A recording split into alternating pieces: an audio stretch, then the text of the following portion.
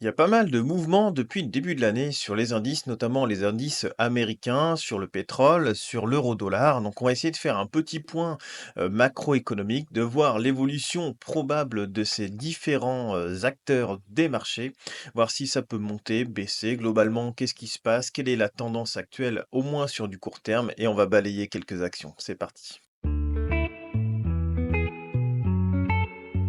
On va commencer avec le S&P 500 en format journalier pour voir un peu ce qui se passe. Donc là, on peut voir qu'il a fait un plus haut aux alentours du 6 décembre et que là, il commence à donner quelques signes de fatigue. Alors, il y a quand même une belle année 2024. Il y a eu également une très belle année 2023. 2022 était beaucoup plus morose, hein, avec une baisse en 2022, notamment de pas loin de 25-30. Et puis on le voit bien, depuis, c'est reparti à fond dessus. Il y a une petite période de baisse ici, mais globalement, vous voyez, c'est reparti très très fort. Et donc là, on s'est retrouvé en fin d'année avec des marchés au plus haut. Et donc, bah, les arbres ne montant pas jusqu'au ciel, il y a toujours un moment où ça va corriger. Alors là, ça a commencé à corriger déjà depuis maintenant quasiment 2-3 semaines, voire même un mois quasiment, depuis les plus hauts, ouais, au moins un mois depuis les plus hauts, et on est sur un -5,3. Donc on est encore dans de la volatilité, on va dire classique des marchés, hein, du plus ou moins 5, ça se voit très souvent pour ceux qui commencent et notamment qui suivent cette chaîne depuis peu. Et les débutants, voilà, quand vous faites du allez, plus ou moins 8% sur vos indices, ça c'est de la volatilité, on va dire classique. Après, quand vous faites du -10, -15, c'est un peu plus rare, et du -20, -25, encore un peu plus rare. Et puis après, quand vous êtes sur du -50, -60, là, c'est des cracks, c'est encore plus rare, c'est tous les quelques années, peut-être tous les 5 à 10 ans à peu près. Alors là, on est toujours dans de la volatilité court terme. On va arriver sur des points, vous voyez, comme la moyenne mobile 200 période 200, en journalier qui est ici, qui va peut-être être intéressante à jouer pour ceux qui veulent rentrer. Il y aura peut-être un rebond ici. On voit qu'en août, il y a eu un petit peu de panique ici et puis c'était reparti. Là, on avait quasiment tapé dessus et puis c'était reparti et puis là, on ne l'avait pas encore attaqué.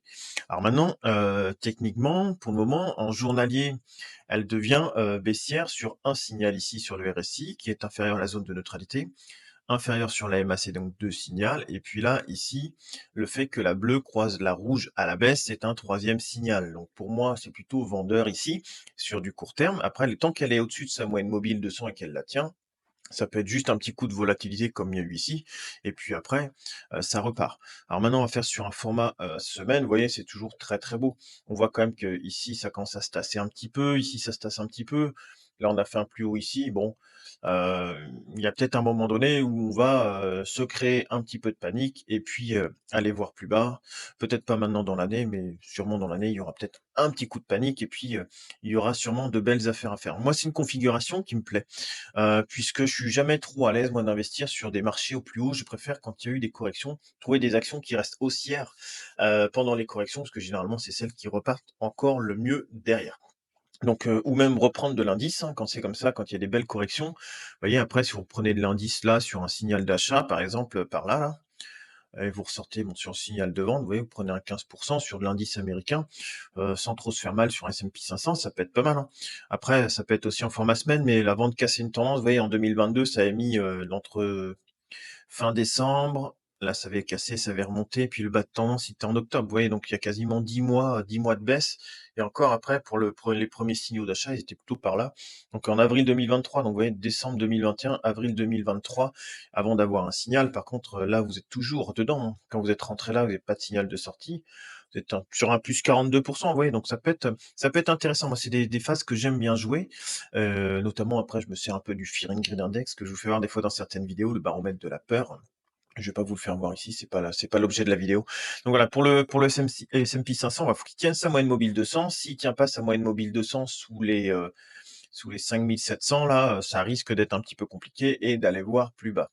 Maintenant, le Nasdaq, on va faire le Dow Jones. Allez, Dow Jones, lui, il avait déjà pris un petit peu d'avance depuis, pareil, début décembre. Lui, il est déjà sur sa moyenne mobile 200 en journalier, vous voyez, chose qu'il n'a pas franchie à la baisse depuis septembre 2023.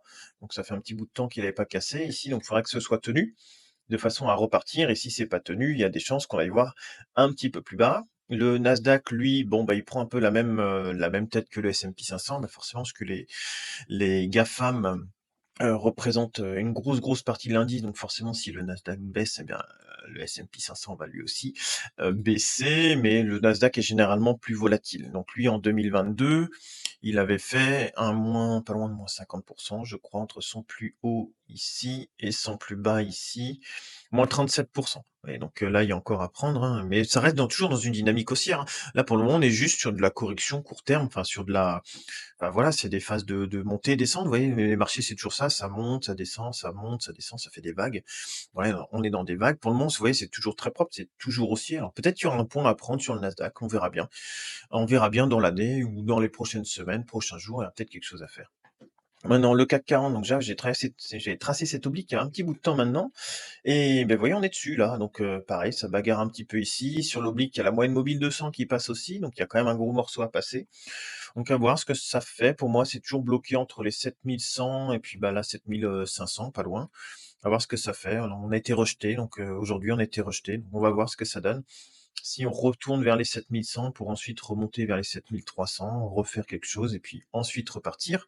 Après sur vous voyez, sur une tendance plutôt moyen terme, depuis 2020, bon, on est toujours haussier, hein, il y a pas de problème, hein. On est au-dessus, on est sur la moyenne mobile 200 là, pas loin, en format semaine, vous voyez, on est un peu coincé là-dedans, là, donc je pense qu'il faut attendre encore un peu avant d'avoir des nouvelles là-dessus, sachant que le luxe représente quand même 40 de cet indice, donc bon, tant que le luxe ne va pas aller très, très bien, eh bien, le CAC 40 n'ira pas très, très bien, non plus.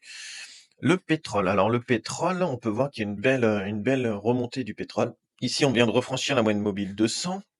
Vous voyez, là, c'est en train de bien partir à la hausse. Le RSI, il est repassé, il était à plat, hein, c'était neutre depuis, allez, depuis septembre 2024 et puis là, c'est reparti. On reprend la moyenne mobile 200, vous voyez, on a bagarré un petit peu au-dessus et puis là, c'est parti. La MACD, pareil, est bien orientée à la hausse. Alors sur du format, journalier, pour le moment, on vient de casser cette oblique ici, là, cette oblique de court terme depuis septembre 2023. Donc on a tapé une fois, 2 fois, 3 fois, allez 4 fois et là 5 fois on passe. À voir si ça tient maintenant, si elle tient cette oblique, on vient s'appuyer dessus, ça repart. Mais sur un format semaine, par contre, vous voyez, on est calé juste sous, la moyenne mobile 200. Donc on va voir comment ça réagit ici et ça devient un point intéressant. On repasse aussi ici sur, le RSI, un petit peu court encore sur la MACD. Mais globalement, voilà, voilà, je pense qu'on arrive pareil à la croisée des chemins. Ça va être, je pense, fin janvier jusqu'à mars, là, ça va être sympa à suivre au niveau, des différents indices. Donc le pétrole est en train de se reprendre en court terme.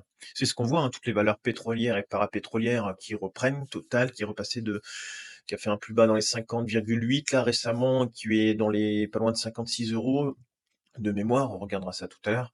Mais lui, bah, cette action en profite, les parapétrolières en profitent. Maintenant, voir si c'est que juste du rebond court terme ou pas, sachant qu'il y a eu quelques regains de tension, donc c'est pour ça que le cours remonte un petit peu.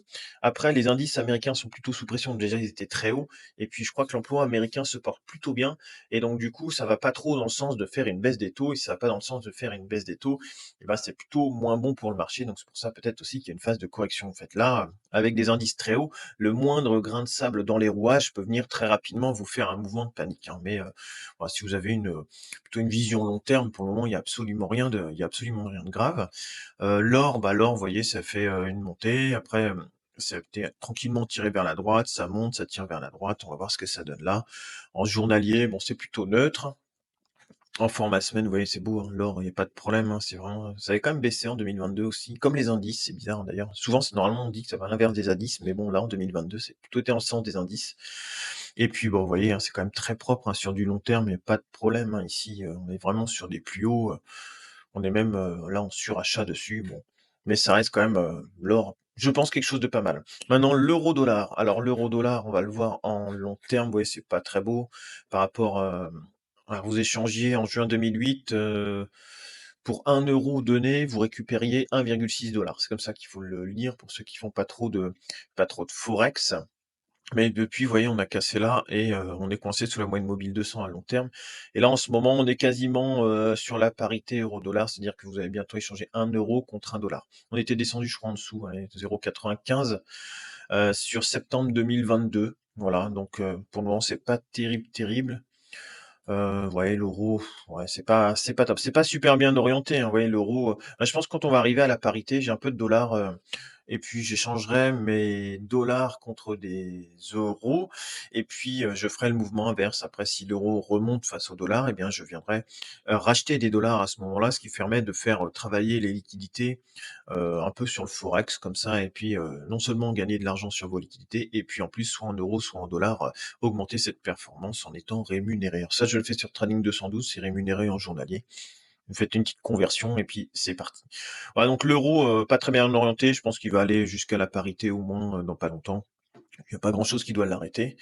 Alors maintenant au niveau des actions, les actions, là on va prendre Nvidia, donc les plus grosses actions. Bah, Nvidia, qu'est-ce que ça fait? C'est en train de bien corriger. J'ai fait une vidéo il y a pas longtemps dessus, voilà. C'est possible d'avoir un moins 70 qu'elle serait toujours très, très belle. Là, on est rendu sur un -15 par rapport au plus haut. On est déjà à -15 et là, on arrive sur la moyenne mobile 200. Donc, il va falloir voir comme ça réagit, sachant que là, c'est plutôt baissier, plutôt baissier. Va voir si ça casse là, ça risque d'emmener du monde avec, en journalier. C'est pour ça que ça devrait être intéressant sur les prochains, jours, prochaines semaines de bourse. Mais bon, vous voyez, quand même, elle est très, très belle, hein, mais on est loin de la moyenne mobile 200, hein. Elle est à dans les 70 $. La moyenne mobile 200, elle est très, très loin. Elle est au moins 45, vous voyez, par rapport à maintenant, quoi. Donc mais bon, elle reste quand même très, très belle. Ça reste une très, très belle action Nvidia qui n'arrête pas de monter. On voit peut-être que là, regardez ici, ça commence un peu à se tasser. Il y a un peu moins de force. On est en surachat depuis décembre 2023. Ça fait de très belles années sur Nvidia. Est-ce que ça va pas passer un peu de mode? À voir.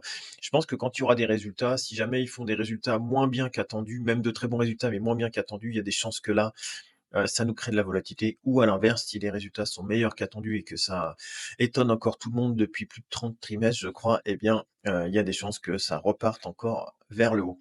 Apple, vous voyez, c'est pareil, là, on arrive sur la moyenne mobile 200, ici c'est baissier, ici ça commence à passer baissier, mais pas encore.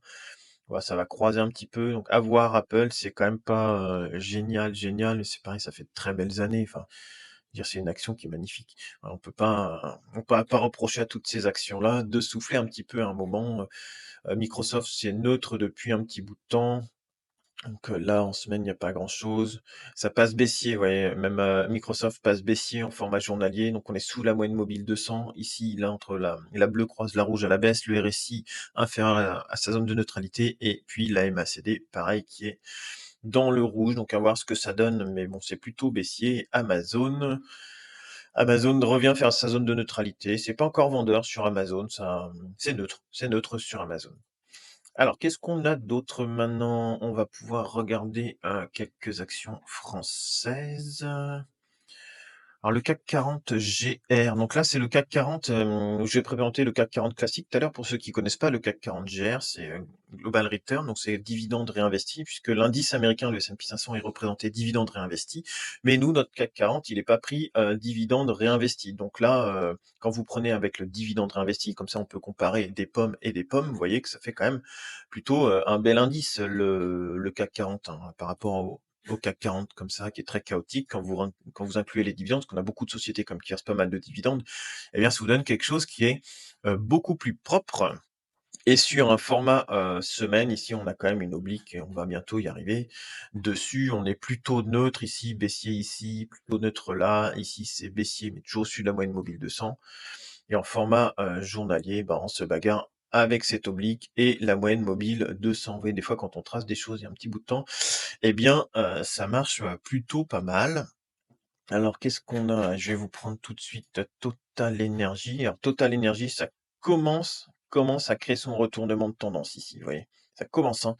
Encore tôt pour moi pour acheter, puisque moi j'étais sorti sur les 53 €, de mémoire, dans l'attente de voir si on reprend une tendance haussière. Là, pour le moment, on n'a pas encore on est toujours sous la moyenne mobile 200. On commence à redessiner, vous voyez, une tendance. Mais tant que pour moi, on n'a pas, cassé cette oblique-là et refranchi la moyenne mobile 200, on ne sera pas sur une tendance haussière.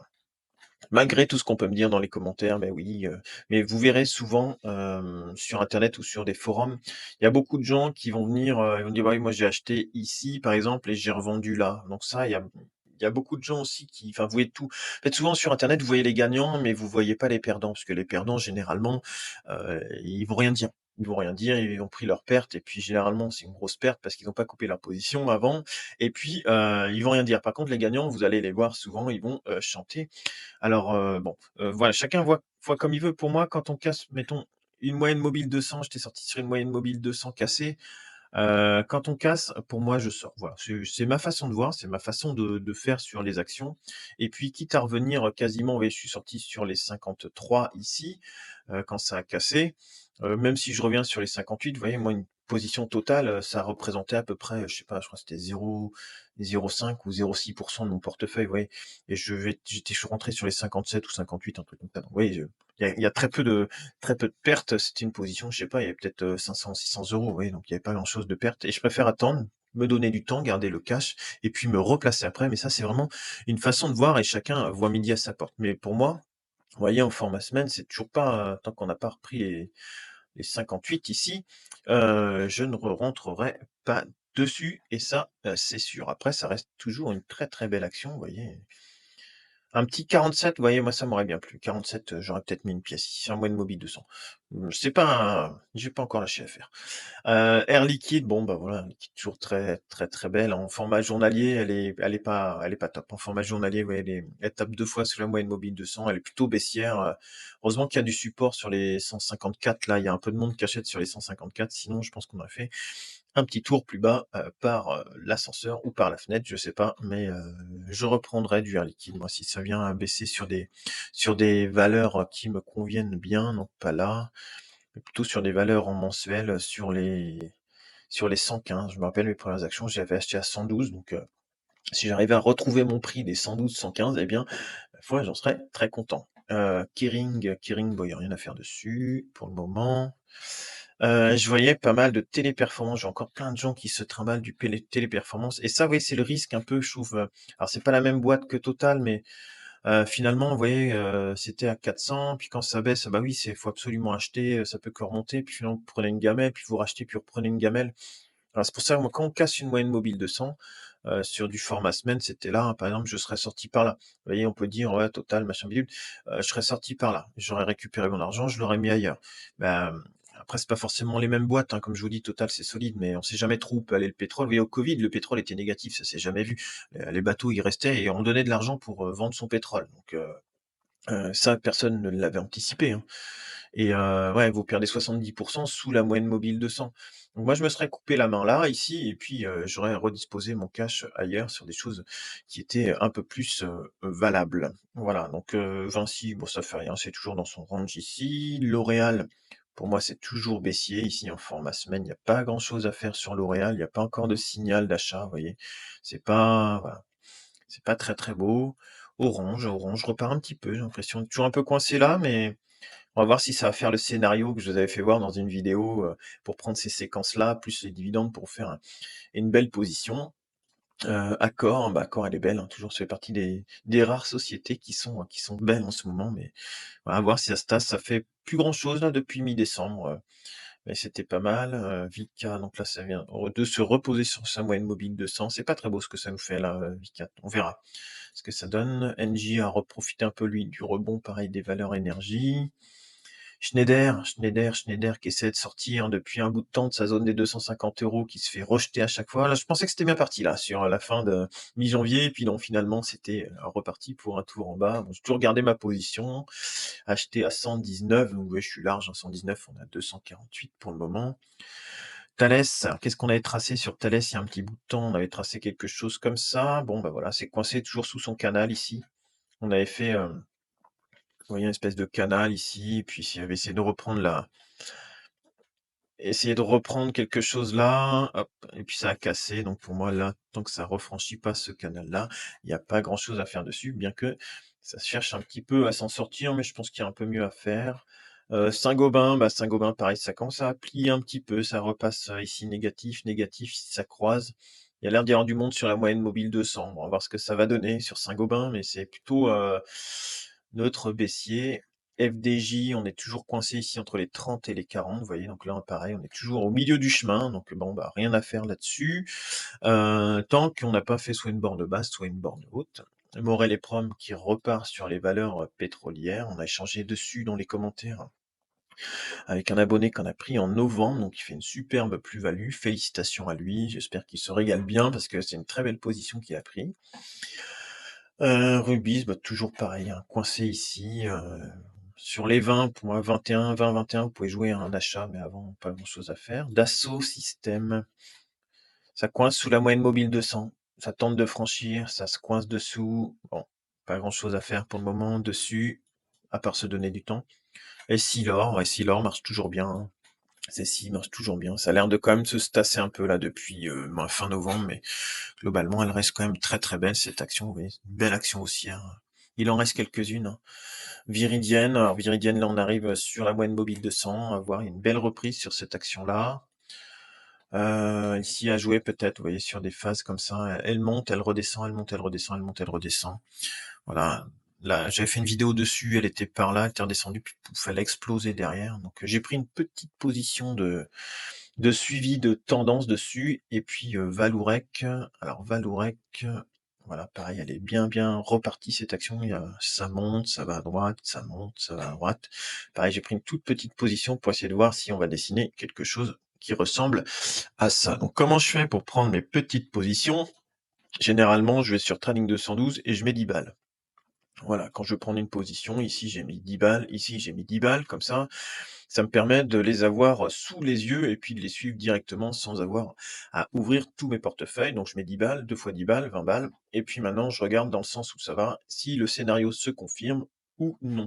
En position de trading, j'ai plus rien, je suis sorti sur quasiment tous mes signaux, j'ai pris le rebond de, comment il s'appelle, Evolution, ça j'ai revendu, j'ai fait un petit bénéf. Microsoft, j'ai coupé puisque sur Trading, j'avais une petite position sur Microsoft. Mais si vous voulez, quand je vais vous expliquer pour ceux qui utilisent Trading 212, et j'en ai pris dans ce petit portefeuille pour 2025. Sauf que quand vous avez déjà une position ici, plus une position dans un diagramme, eh bien ça vient fausser ici votre valeur de retour. Ça prend en compte les deux, alors que c'est si vous avez un 100% sur votre action là, et puis là vous faites moins 2, eh bien vous aurez le 100% qui va s'afficher là. Donc c'est pas ce que je voulais, donc j'ai coupé la position que j'avais là, qui était neutre, et puis j'ai repris ici ce petit Microsoft là pour le suivre dans l'année. Voilà pour le petit truc, si jamais vous avez un diagramme plus autre chose sur ce courtier. Voilà, Stellantis, ça fait rien. Depuis un petit bout de temps, j'avais fait une vidéo, je crois que c'était dans les 12-13. Bon, elle est toujours dans les 12-13, ça n'a rien fait. Michelin, il y a rien à faire non plus dessus. Plutôt baissier. Voilà, donc c'est plutôt calme, hein, quand même, hein, sur les actions françaises. Sur les actions américaines, il y a, bon, on voit qu'il y a un petit peu de repli quand même, hein, sur les gros acteurs, même Tesla corrige un petit peu. Berkshire Hathaway, pareil, hein, vous voyez, Berkshire Hathaway, société de Warren Buffett, quand même, là, elle casse sa moyenne mobile 200, ça passe négatif là. C'est pas très beau, quoi, hein, donc ouais, pas top top, hein. Coca-Cola, c'est pareil, c'est pas top. Bon, à voir. Après, si on prend un indice monde, tiens, on va prendre un indice monde, on va regarder. Le CW8, pour ceux qui connaissent, c'est un ETF World de chez Amundi.